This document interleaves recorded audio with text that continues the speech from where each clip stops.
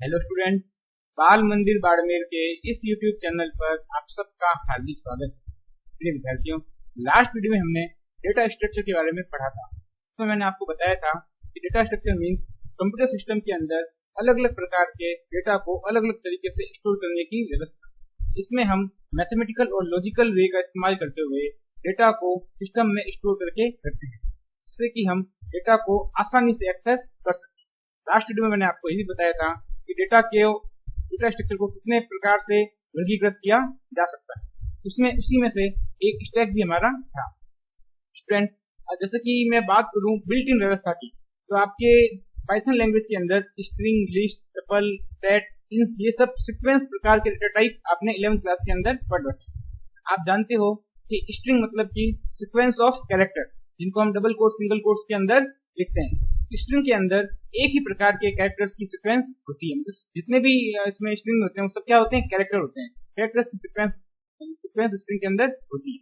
जैसे अगर मैं लिस्ट डेटा टाइप की बात करूं, तो लिस्ट के अंदर हम अलग अलग प्रकार के डेटा को लिस्ट के रूप में सूचीबद्ध कर सकते हैं। जैसे इंटीजर भी आ गया, रियल मतलब वैल्यू भी आ गई, स्ट्रिंग भी आ गई, इसमें लिस्ट के अंदर लिस्ट भी आ गई, टपल भी आ गई, सेट्स भी आ गए। मतलब ये अलग अलग प्रकार के डेटा टाइप, अलग अलग प्रकार के डेटा को हम लिस्ट के अंदर सूचीबद्ध कर सकते हैं।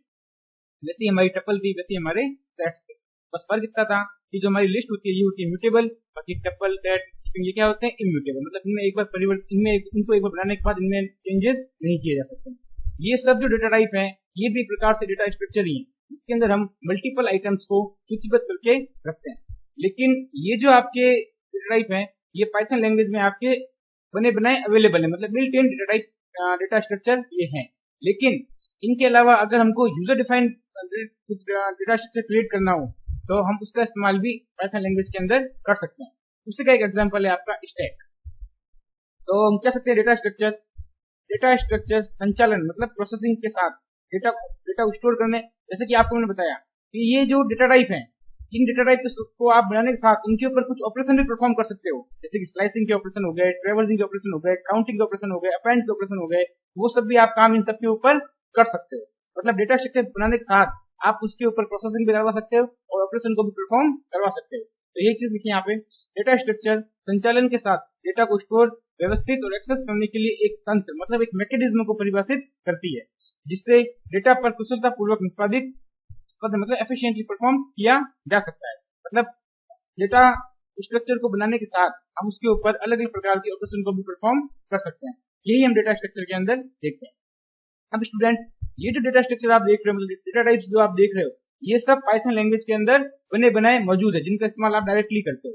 लेकिन स्टैक और क्यू, मतलब स्टैक और क्यू दो अलग प्रकार के और डेटा स्ट्रक्चर है जिनका इस्तेमाल हम हर प्रोग्रामिंग लैंग्वेज के अंदर करते हैं। इसलिए हम पाइथन में भी पढ़ेंगे स्टैक और क्यू क्या होते हैं। पहले हम बात करेंगे स्टैक की। स्टैक और क्यू दो अन्य लोकप्रिय डेटा स्ट्रक्चर हैं जिनका उपयोग प्रोग्रामिंग में किया जाता है। मतलब कोई सी प्रोग्रामिंग लैंग्वेज हो, हर एक प्रोग्रामिंग लैंग्वेज के अंदर स्टैक और क्यू का उपयोग तो किया ही जाता है। इसलिए हम अभी इस कुछ वीडियोस में स्टैक पढ़ेंगे, उसके बाद में देखेंगे क्यू क्या होता है। तो मैं आपको अगर बताऊं कि स्टैक व्यवस्था कैसी होती है, तो सबसे पहले मैं आपको रियल वर्ल्ड के कुछ एग्जांपल बताऊंगा, जिससे आपको समझ में आ जाए कि स्टैक डेटा स्ट्रक्चर क्या होता है।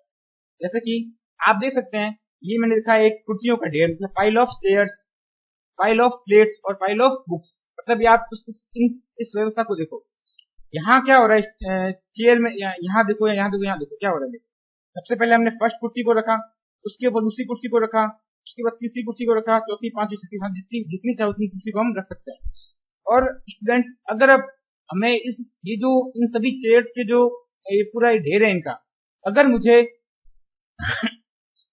फर्स्ट कुर्सी को रखना, सबसे पहले फर्स्ट कुर्सी आएगी, उसके बाद में सेकंड आएगी, उसके बाद में थर्ड आएगी, उसके बाद में फोर्थ आएगी, उसके बाद में फिफ्थ आएगी। ये तो हो गया इंसर्शन का काम। मतलब पहले मैंने फर्स्ट कुर्सी इंसर्ट की, बाद में सेकंड की, बाद में थर्ड की, इसी प्रकार से चल रहा। उसी प्रकार से मैंने लास्ट कुर्सी को इसमें इंसर्ट कर दिया। अब स्टूडेंट, अगर मुझे कुर्सी को निकालना है, मतलब इंसर्ट तो कर दिया मैंने, ऐड कर दिया, अब मुझे रिमूव करना है, डिलीट करना है, तो जो मैंने सबसे लास्ट में कुर्सी इंसर्ट की है उसी को सबसे पहले निकालूंगा।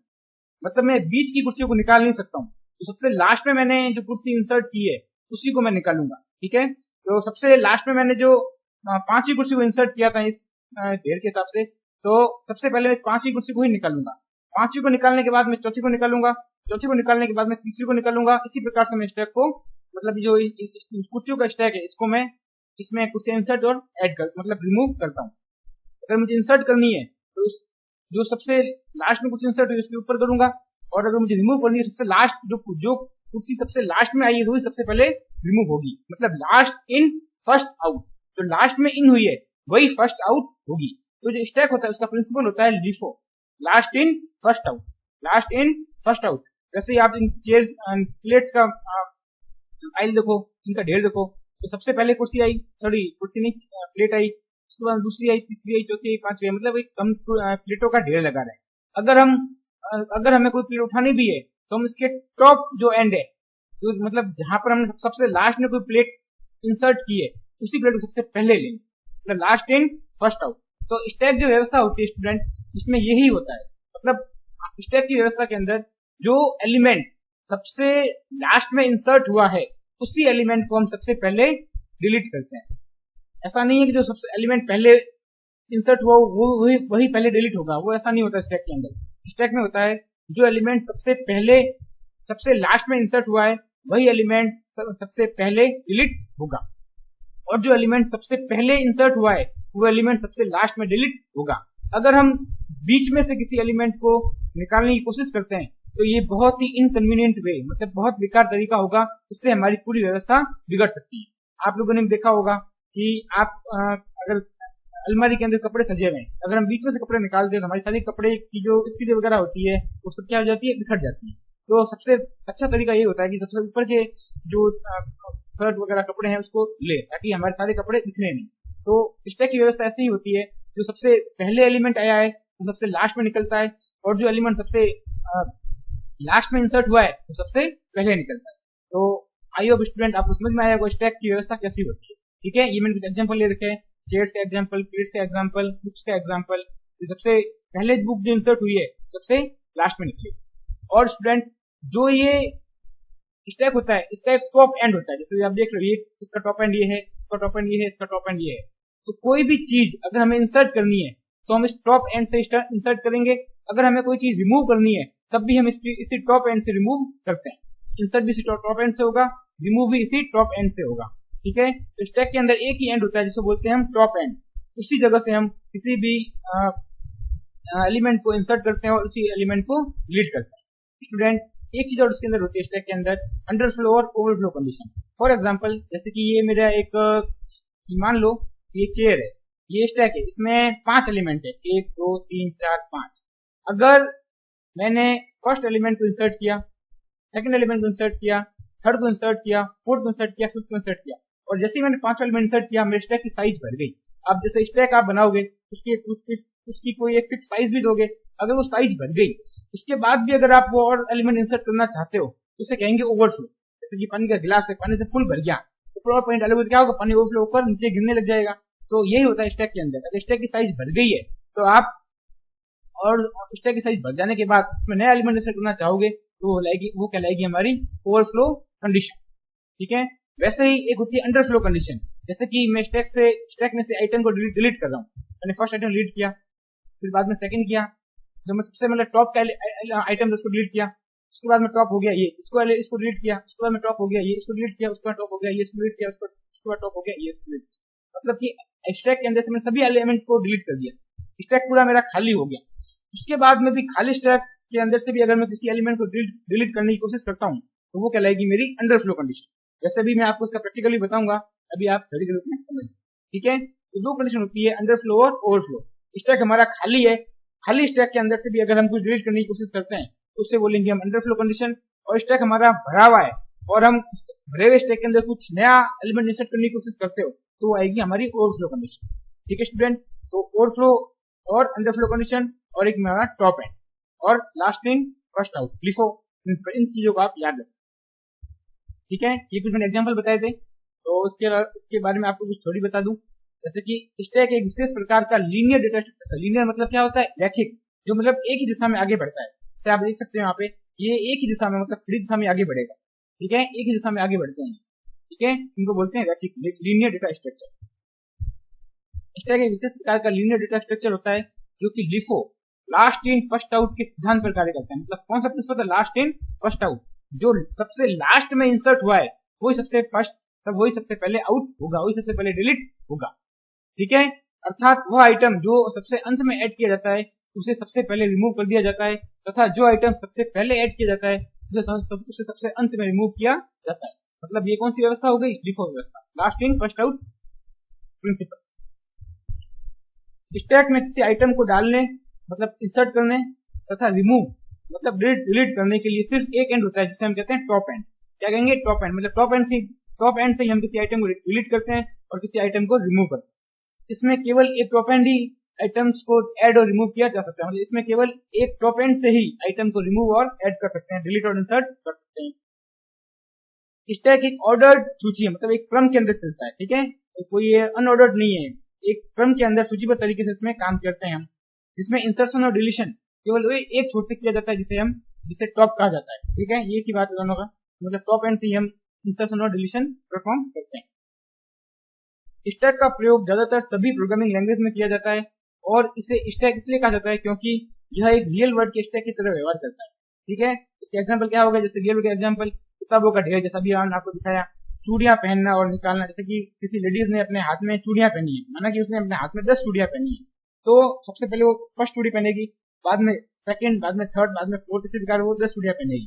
अब अगर उसे चूड़ियां निकालनी है, सबसे पहले क्या, सबसे लास्ट में जो उसने चूड़ी पहनी है वो सबसे पहले निकले। तो मतलब हाथ में अगर किसी लेडीज ने चूड़ियां पहनी है तो वो भी क्या है? वो भी किसका एग्जाम्पल? एक स्टैक का ही एक एग्जाम्पल, तथा प्लेट का ढेर आदि। ओके, अब एप्लीकेशन देखते हैं इसकी। ठीक है, इसका मतलब एप्लीकेशन मतलब स्टैक का उपयोग कहाँ कहाँ किया जा सकता है। अब ये कुछ रियल वर्ड के एग्जाम्पल, वास्तविक दुनिया के एग्जाम्पल जिनको आप जानते हो। कलाई में चूड़ियां पहनना और निकालना, ये भी एक स्टैक का एग्जाम्पल है।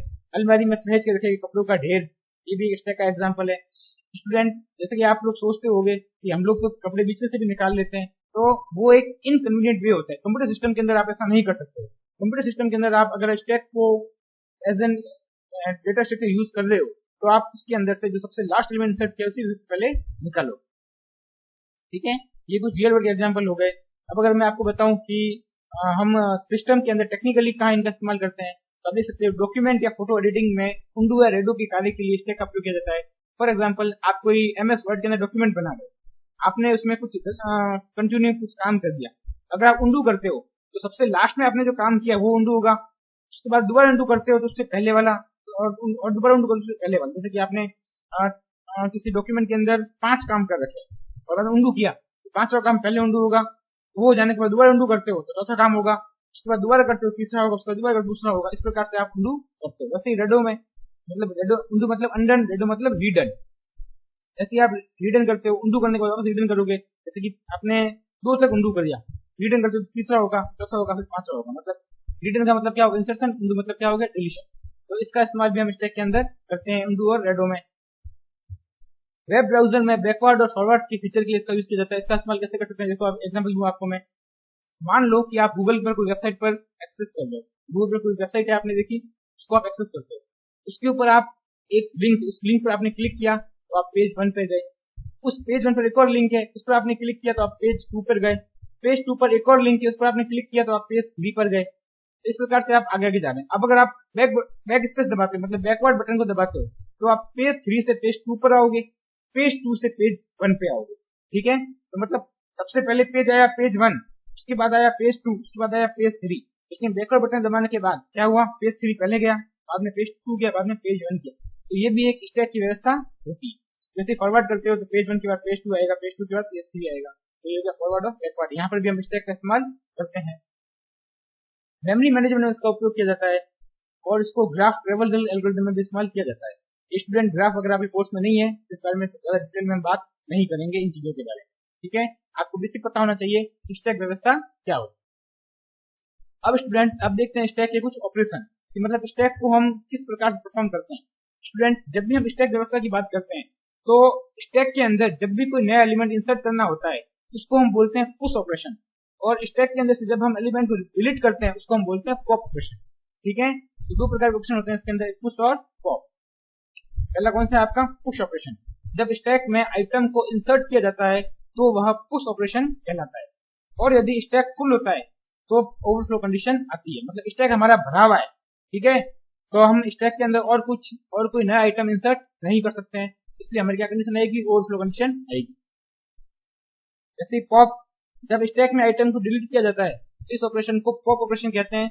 यदि स्टैक खाली होता है तो अंडरफ्लो कंडीशन आती है, तब हम स्टैक हमारा भरा हुआ है, तब हम उसमें आइटम को डिलीट कर सकते हैं। लेकिन स्टैक हमारा खाली हो गया है, उसके बाद हम आइटम को डिलीट नहीं कर सकते हैं, तो उस स्थिति में अंडरफ्लो कंडीशन आ जाएगी। स्टूडेंट, मैं आपको एक बात बता दूं कि पाइथन लैंग्वेज जो आपकी होती है ना, उसके अंदर वो कंप्यूटर की मेमोरी को ही साइज मानता है। इसलिए पाइथन लैंग्वेज के अंदर आप कभी भी ओवरफ्लो कंडीशन को नहीं देखोगे। क्यों? क्योंकि ओवरफ्लो कंडीशन पाइथन लैंग्वेज में तब आएगी जब आप कंप्यूटर की मेमोरी को फुल कर दोगे, ठीक है, और वो करना पॉसिबल नहीं है। इसलिए आप पाइथन लैंग्वेज के अंदर कभी भी ओवरफ्लो कंडीशन नहीं देखोगे, अंडरफ्लो कंडीशन आप देख सकते। अगर और किसी लैंग्वेज में आप काम कर रहे होते तब हम कह सकते थे कि भी ओवरफ्लो कंडीशन को भी आपको देख सकते हैं। नोट या स्टैक को हम ओवरफ्लो कह सकते हैं जब वो पूरी तरह भरा हुआ हो, अंडरफ्लो तब कह सकते हैं जब वो पूरी तरह खाली हो, ठीक है, वही बात है। जब स्टैक खाली है अंडरफ्लो, और भरा हुआ है तो ओवरफ्लो। ओवरफ्लो कंडीशन आप पाइथन में नहीं देख पाओगे। क्यों? क्योंकि पाइथन लैंग्वेज कंप्यूटर की मेमोरी को ही एज एन साइज लेता है। कंप्यूटर की मेमोरी की साइज बहुत ज्यादा होती है, इसलिए हम चाहे जितना उसके अंदर एलिमेंट इंसर्ट कर सकते हैं। अगर कोई दूसरी प्रोग्रामिंग लैंग्वेज होती तो उसके अंदर हम साइज डिफाइन करते हैं, पाइथन के अंदर हम साइज डिफाइन नहीं करते, इसलिए हम यहाँ पर अंडरफ्लो कंडीशन को देखेंगे। अब स्टूडेंट, जैसे कि इसका मैं एक एग्जांपल दूं पुश और पॉप का, तो समझ लो कि ये हमारा एक स्टैक है, ठीक है। ये अभी क्या है, एम्प्टी, मतलब खाली है, इसमें अभी कोई भी एलिमेंट इंसर्ट नहीं किया है। तो ये इसका टॉप एंड है, ठीक है। इस टॉप एंड से मैं एक एलिमेंट इंसर्ट करता हूँ, जैसे कि मैंने एक ग्लास, मैं बता रहा हूँ, मान लो कि ये ग्लास स्टैक है, ठीक है, तो इसमें ग्लास इंसर्ट कर रहा हूँ। तो मैंने फर्स्ट ग्लास इसमें इंसर्ट किया, तो अब टॉप एंड क्या हो गया, ये मेरा टॉप एंड हो गया। उसके बाद मैंने और इंसर्ट करने को हम बोलते हैं पुश ऑपरेशन स्टैक के अंदर, ओके। तो इसी एक ग्लास को मैंने इंसर्ट किया तो इसको बोला पुश 1, ठीक है, तो एक ग्लास मैंने इसके अंदर इंसर्ट कर दिया।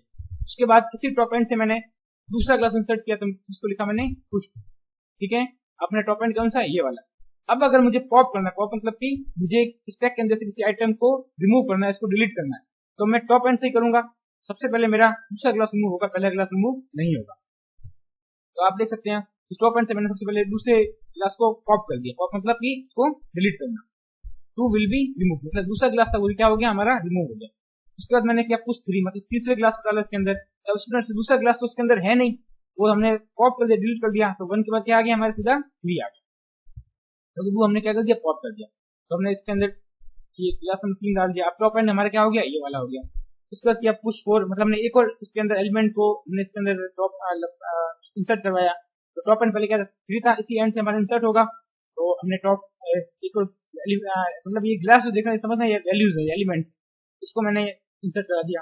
अब पॉप करवा रहा हूँ, तो मैंने सबसे पहले 4th ग्लास पॉप हुआ, दोबारा से मैंने इसको पॉप करवाया, तो 3rd ग्लास जो हमारा वो पॉप हुआ, दोबारा से पॉप करवाया, तो 1st ग्लास हमारा पॉप हो गया। अब इस एम्प्टी स्टैक हो गया, यहाँ से दोबारा से मैं पॉप करता हूँ, तो हमारी क्या कंडीशन आ जाएगी, अंडरफ्लो कंडीशन। क्यों? अब स्टैक खाली हो चुका है, अब कुछ भी डिलीट नहीं होगा, इसलिए हम कहेंगे इसको एम्प्टी स्टैक, ठीक है। अब स्टूडेंट, ये तो आपका हो गया स्टैक के बारे में इंट्रोडक्शन, ठीक है, मतलब स्टैक क्या होता है। अब स्टूडेंट, पाइथन भाषा के अंदर अगर मुझे स्टैक को इंप्लीमेंट करना है, मतलब एक प्रोग्राम के रूप में, तो आप किस प्रकार करेंगे, उसको आप ध्यान से समझना। इस पीपीटी के अंदर मैंने सबसे पहले आपको स्टैक के जितने भी फंक्शन जो मैंने प्रोग्राम के अंदर बताए हैं, उसको मैं आपको पहले डिटेल में समझाऊंगा, बाद में हम प्रोग्राम की तरफ बढ़ेंगे। तो सबसे पहले देखते हैं स्टैक में किस प्रकार से हमको फंक्शन का निर्माण करना है। इंप्लीमेंटेशन ऑफ स्टैक, मतलब स्टैक का क्रियान्वयन करना है, स्टैक को विकसित करना। तो पहले कुछ देख लेते हैं कि स्टैक में हम क्या काम करने वाले हैं। कि स्टैक होता क्या, स्टैक तत्वों का एक रैखिक और क्रमबद्ध संग्रह है, मतलब एक सूचीबद्ध संग्रह कह दो या लीनियर संग्रह, मतलब एक, ठीक है, ये हमारा क्या होता है, स्टैक होता है। अब पाइथन में स्टैक को लागू करने के लिए डेटा टाइप लिस्ट का उपयोग करना सरल होता है। मतलब आप लिस्ट का अगर उपयोग करते हो डेटा टाइप के अंदर, तो आप स्टैक को इजीली समझ सकते हो। जैसे हम किसी भी डेटा टाइप के अंदर डेटा टाइप का इस्तेमाल करके हम स्टैक का निर्माण कर सकते हैं, लेकिन लिस्ट में थोड़ा करोगे तो आपको समझ में इजी आ जाएगा, इसलिए यहाँ पर मैंने लिस्ट का इस्तेमाल किया है।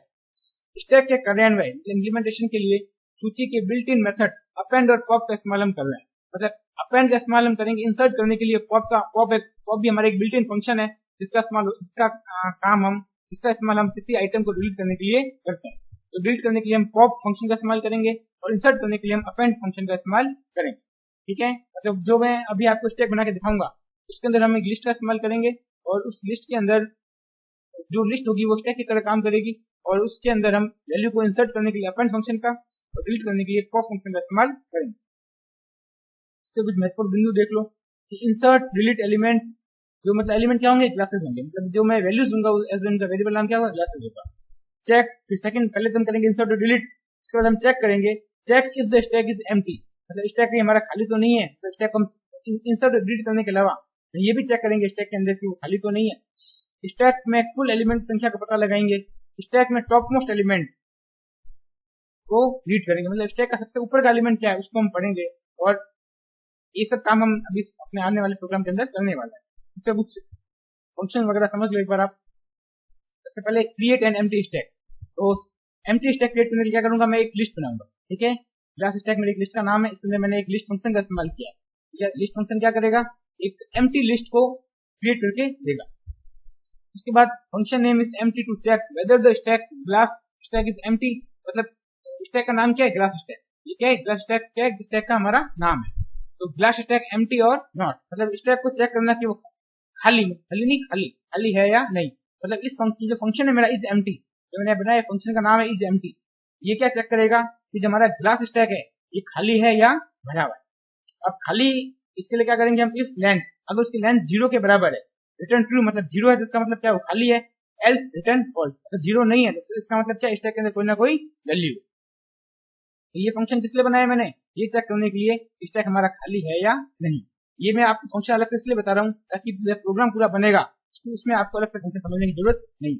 अगला काम हम क्या करने वाले हैं, अगला हम काम करेंगे function name on push, OP push. ये फंक्शन नेम क्या होगा, ओपी पुश, यहाँ लिखने का गलती से भूल जाऊँ, फंक्शन नाम क्या है हमारा, ओपी पुश।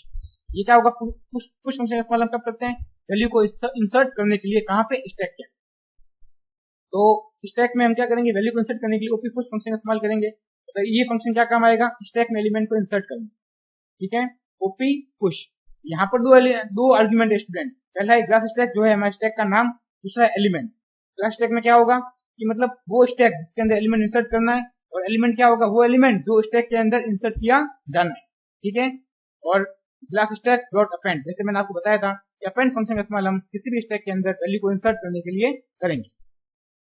तो यहाँ हमने किया अपेंड फंक्शन का इस्तेमाल, ठीक है। दो पैरामीटर है, पहला है स्टैक का नाम, ठीक है, जिसमें एलिमेंट इंसर्ट करना है, दूसरा एलिमेंट इसमें वो एलिमेंट से स्टैक के अंदर इंसर्ट होना है।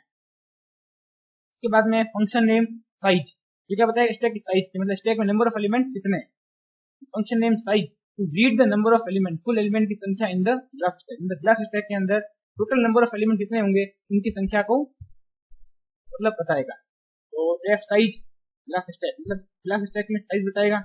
रिटर्न लेंथ, मतलब जो स्टैक है हमारा जिसका नाम ग्लास स्टैक है उसकी लेंथ कितनी है, तो हमारे ये फंक्शन क्या बताएगा कि उस जो हमारा स्टैक है उसकी टोटल नंबर ऑफ एलिमेंट कितने, स्टैक की साइज क्या है। इसके बाद है a function name top to read the most recent element in the glass stack, मतलब जो ग्लास स्टैक है आपका स्टैक का नाम क्या है, ग्लास स्टैक, इसका टॉप का एलिमेंट कौन सा है उसको पढ़ेगा, स्टैक में इंसर्ट होने वाला सबसे ऊपर का एलिमेंट कौन सा है उसको ये पढ़ेगा। तो यहाँ क्या होगा, फंक्शन का नाम सामने आप जानते हो, 11th में पढ़ रखा है, जब फंक्शन नाम क्या लिखते हैं, डेफ। टॉप ये हमारे फंक्शन का नाम है, ये है ग्लास स्टैक, ये हमने एक लिस्ट में यहाँ पर पास कर दिया। ग्लास स्टैक क्या है, एक लिस्ट का नाम, एक लिस्ट ही तो है, इसको हमने यहाँ पास कर दिया। अब क्या लिखा है, अगर हमारी लिस्ट हमारी एम्प्टी है तब तो हमारा कोई टॉप एलिमेंट कुछ होगा ही नहीं, लेकिन लिस्ट दी हुई है तब हम निकाल सकते हैं टॉप एलिमेंट हमारा क्या होगा। तो इस फंक्शन ध्यान से समझो, इफ इज एम्प्टी, आपने हम ध्यान होगा, अब बताया था आपको मैंने, इस एम्प्टी नाम का एक फंक्शन बनाया था जो ये चेक करता था कि हमारा स्टैक खाली है या भरा हुआ है। तो इस एम्प्टी फंक्शन ये चेक करेगा क्लास हमारा खाली तो नहीं है कहीं, अगर इस एम्प्टी, ठीक है, अगर ये ट्रू होता है, अगर हमारा फंक्शन ये ट्रू होता है, ट्रू रिटर्न करता है, क्या प्रिंट होगा, स्टैक इज एम्प्टी, कुछ भी रिटर्न नहीं करेगा। लेकिन अगर हमारा स्टैक भरा हुआ है तभी वो बताएगा कि इसका टॉप का एलिमेंट, सुपर का एलिमेंट कौन सा है। बनाएंगे एल्स पोर्शन के अंदर हम सबसे पहले इस स्टैक की जो मैं लिस्ट है उसकी लेंथ निकालेंगे, वो आगे हमारे एक्स के अंदर। अब इसका लास्ट आप जानते हो कि लिस्ट के अंदर जो उसकी इंडेक्सिंग होती है स्टार्ट होती है 0 से, तो माना कि 5 एलिमेंट है तो उसका जो 5वां एलिमेंट है वो किस पोजीशन में होगा, 4th पोजीशन के ऊपर होगा, 0 1 2 3 4। तो हमने क्या कर दिया, क्लास स्टैक x-1, तो उसका जो टॉप मोस्ट एलिमेंट होगा वो जैसे 5 एलिमेंट है तो टॉप मोस्ट एलिमेंट को पोजीशन होगा 4th पोजीशन के ऊपर होगा, 4th पोजीशन एलिमेंट के अंदर आ जाएगी, रिटर्न एलिमेंट को रिटर्न करवा देंगे। इस प्रकार से हमारा टॉप मोस्ट एलिमेंट है वो रिटर्न हो जाएगा। इसके बाद स्टैक के सबसे ऊपर के एलिमेंट को डिलीट करना, सबसे ऊपर का जो एलिमेंट मतलब स्टैक के आइटम डिलीट कर दें, इसके लिए हमने फंक्शन बनाया ओपी पॉप। ठीक है, ओपी ऑपरेशन पॉप, ये क्लास स्टैक पास कर दिया। अब यहाँ से हम चेक कर रहे हैं, अब स्टैक हमारा पहले से खाली है तो हम स्टैक को मैक्स क्या डिलीट करेंगे, कुछ भी डिलीट नहीं कर पाएंगे। स्टैक हमारा खाली है और हम कुछ डिलीट कर रहे हैं, कौन सी कंडीशन है कि अंडर, तो ये फंक्शन चेक कर रहा है हमारा स्टैक हमारा खाली तो नहीं है। इज एम्प्टी क्लास स्टैक, मतलब अगर फंक्शन हमारा खाली है, रिटर्न में कर दिया फंक्शन ने ट्रू, तो क्या प्रिंट होगा अंडरफ्लो और कुछ भी रिटर्न, कुछ भी डिलीट नहीं होगा।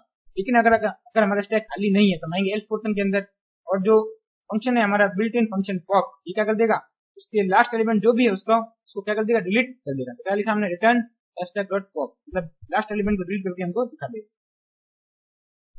इसके बाद है हमारा स्टैक के कंटेंट को प्रदर्शित करना, मतलब स्टैक के जितने भी कंटेंट है पूरे स्टैक को, अगर जितने जमाने स्टैक के अंदर 10 एलिमेंट है उन सभी एलिमेंट को हमको प्रदर्शित करना हो, देखना हो, तो हम इसके लिए बनाया फंक्शन हमने एक डिस्प्ले। ठीक है, तो उसमें क्या होगा, सबसे पहले तो निकालेंगे स्टैक की लेंथ, हमने स्टैक की लेंथ निकाल दी।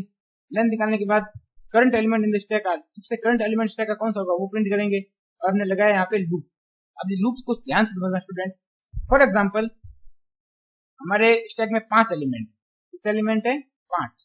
अब इंडेक्स स्टार्ट होती है 0 से, 0 1 2 3 4, एक्स में कितना जाएगा 5, लेंथ निकलेगी 5 मैंने मतलब 4 से स्टार्ट हुआ, मतलब सबसे जो ऊपर का एलिमेंट है वो सबसे पहले प्रिंट होगा। ठीक है, तो स्टार्ट कहाँ से हुआ 4 से, हमने इंक्रीमेंट स्टेप लिए -1, मतलब 4 से 3, 3 से 2, 2 से 1, 1 से 0, 0 से -1, चलेगा कहाँ तक -1 तक, मतलब कहाँ से चलेगा 0 तक, 4 3 2 1 0। इस प्रकार से हम माना कि स्टैक में 5 एलिमेंट है तो 5 एलिमेंट को यहाँ पे प्रिंट कर देंगे। ठीक है स्टूडेंट, ये हो गया हमारा, तो मतलब स्टैक के सभी एलिमेंट प्रिंट करवाना तो उसके लिए क्या फंक्शन है। अब चलते हैं प्रोग्राम की तरफ। प्रोग्राम मैंने बना कर रखा है, आपको दिखा देता हूँ। ये हमारा एक प्रोग्राम, ठीक है, इसमें देखो सबसे पहले बनाया इज एम्प्टी फंक्शन, अगर हमारी उसकी लेंथ 0 आती है तो return true, otherwise false. OP push function, अगर स्टैक में कोई नया एलिमेंट इंसर्ट करना है तो हमने कर दिया यहाँ पे अपेंड। ये साइज, ये बताएगा हमारे स्टैक की साइज, मतलब वही फंक्शन है जो मैंने आपको अभी पीपीटी के अंदर समझाए थे। ये टॉप, मतलब स्टैक के टॉप मोस्ट एलिमेंट को हमको देखना होगा, टॉप मोस्ट एलिमेंट क्या है उसको रिटर्न करना, उसको देखने के लिए टॉप मोस्ट एलिमेंट देखने के लिए इस एम्प्टी फंक्शन इस्तेमाल करना है। स्टैक खाली है उसका कोई टॉप मोस्ट एलिमेंट है ही नहीं, स्टैक भरा हुआ है तभी उसका टॉप मोस्ट एलिमेंट होगा।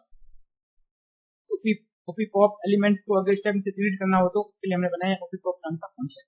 ठीक है, हम चेक कर रहे हैं कि पहले कोई स्टैक खाली तो नहीं है, स्टैक खाली है तो उसमें से हम कुछ डिलीट नहीं कर सकते।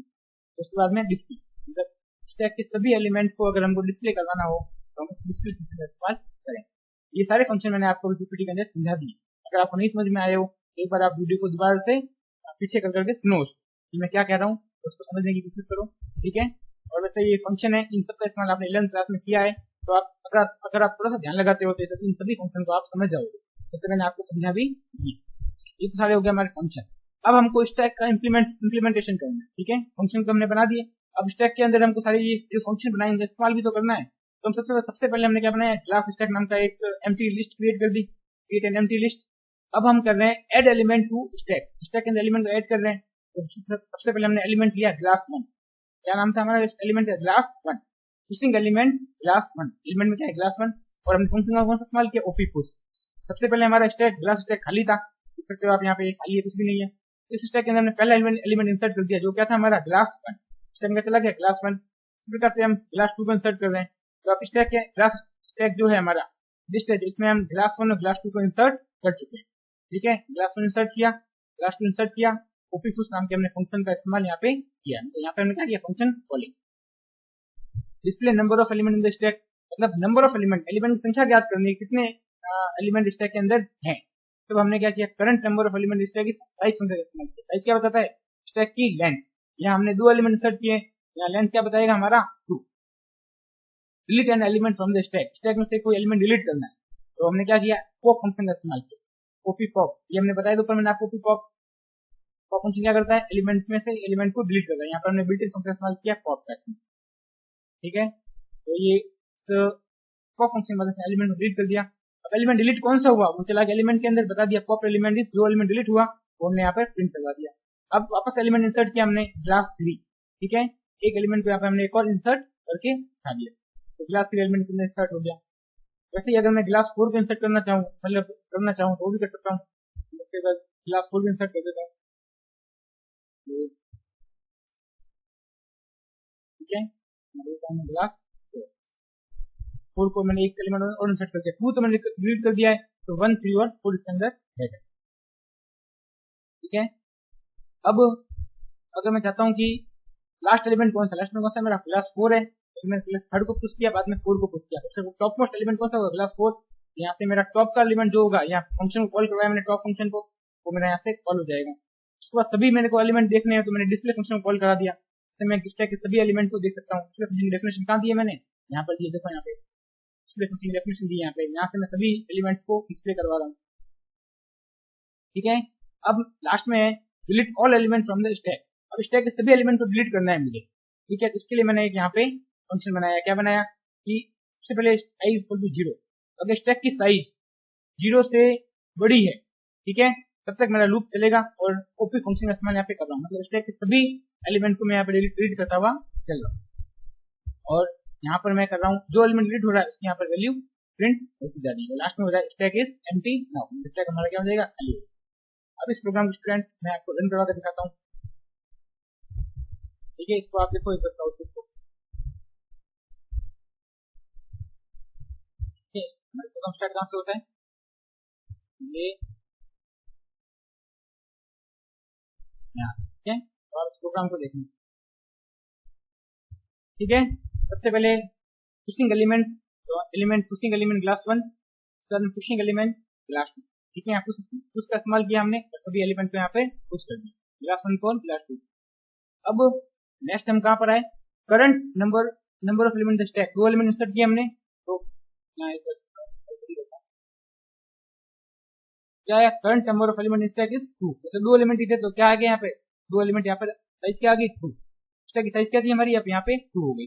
अब यहाँ पे कर रहा हूँ एक एलिमेंट कर रहा हूँ डिलीट, मतलब एलिमेंट को डिलीट करने का, डिलीट करते हैं तो स्टैक में क्या बोलते हैं उसको, पॉप ऑपरेशन। तो पॉप एलिमेंट इज एलिमेंट को हमने डिलीट किया, पॉप एलिमेंट इज क्लास 2। सबसे टॉप मोस्ट एलिमेंट सबसे पहले क्लास 1 आया, बाद में क्लास 2 आया, तो टॉप एलिमेंट क्या था, क्लास 2। तो क्लास 10 सबसे पहले क्या डिलीट होगा, क्लास 2। क्लास 2 यहाँ पे क्या हो गया, मैं डिलीट हो गया। उसके बाद मैंने वापस से पुश किया क्लास 3 और क्लास 4 को। ठीक है, देखो यहाँ पे क्लास 2 क्लास 4 किया, यहाँ क्या लिखा हुआ है, pushing element class 3 and pushing element class 4। ठीक है, अब देखूंगा अगर टॉप एलिमेंट क्या है हमारा, तो सबसे पहले क्लास 1 आया, बाद में क्लास 2 आया, लेकिन क्लास 2 को हमने डिलीट कर दिया, तो 1 के बाद क्या आया, 3 आया, 3 के बाद 4 आया। मतलब टॉप का एलिमेंट हमारा क्या है, क्लास 4। इसमें क्या प्रिंट कर दिया यहाँ पे, top most element is class 4। उसके बाद हमने क्या देखा है, डिस्प्ले ऑल द एलिमेंट। ठीक है, display all the element, current element in the stack are, मतलब डिस्प्ले, यहाँ पर डिस्प्ले फंक्शन का इस्तेमाल किया हमने। ठीक है, डिस्प्ले फंक्शन की तरफ जाकर देखो एक बार क्या हो रहा है इसके अंदर, current element in the stack are, यहाँ देखो current element in the stack are, हमने लगाया लूप, जितने भी एलिमेंट थे क्लास 4 क्लास 3 क्लास 1 सारे एलिमेंट यहाँ पे प्रिंट। ठीक है, और अब उसके बाद में क्या था, इसके बाद में था हमारा ये सभी एलिमेंट को डिलीट करने वाला, तो देखो यहाँ पे। ठीक है, पॉप एलिमेंट इज क्लास 4, सबसे पहले क्लास 4 सबसे ऊपर का एलिमेंट वो डिलीट हुआ, बाद में पॉप एलिमेंट क्लास 3 जो मतलब उसके बाद ये 4 अगर डिलीट हो गया तो टॉप एलिमेंट क्या बचा, 3 डिलीट हो गया, इसके बाद तो क्या बचा, ये डिलीट हो गया हमारा, और लास्ट में क्या होगा, स्टैक इज एम्प्टी नाउ। तो ये हमारा क्या है, एक जो इस प्रकार से हमने जो प्रोग्राम बनाया है, इस प्रोग्राम के अंदर हमने जो व्यवस्था बताई है वो कौन सी, स्टैक की व्यवस्था।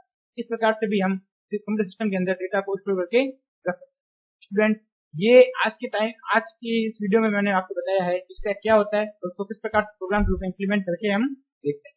स्टूडेंट, कल की वीडियो में हम देखेंगे इसके कुछ नोटेशंस क्या होते हैं, वो मैं आपको बताऊंगा कल की वीडियो में। आज की वीडियो में इतना ही स्टूडेंट, धन्यवाद।